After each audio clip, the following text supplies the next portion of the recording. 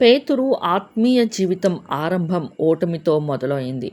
పేతురుకి ఆత్మీయత మీద ఆసక్తి ఉంది, కానీ స్థిరత్వం లేనివాడు. కానీ తనకు కొంచెం ఉన్న ఆసక్తిని ప్రభువు తన బలహీనతను బలంగా మార్చి తన బలమైన సాధనంగా మార్చాడు. బలహీనుల్ని అని నువ్వు సిగ్గు లేకుండా, ప్రభువా, పెద్ద పనికి మాలిన పాపిని, నన్ను బలపరచు ప్రభువా అని ఖచ్చితంగా బలపరుస్తాడు. బలహీనుణ్ణి బలపరిచి బలవంతులను అని చెప్పుకొని వారిని త్రోసివేయకుండా ఆయన పేతురు ఆరంభం ఓటమితో మొదలైంది. కానీ ప్రభువు పేతురు అంతం మాత్రం సక్సెస్గా చేశాడు. ఆత్మీయ జీవితంలో ఓడిపోయాడు అని కృంగిపోకు. సాతాను కుసాలు కదిలేలా చేస్తాడు. ఇది భవిష్యత్.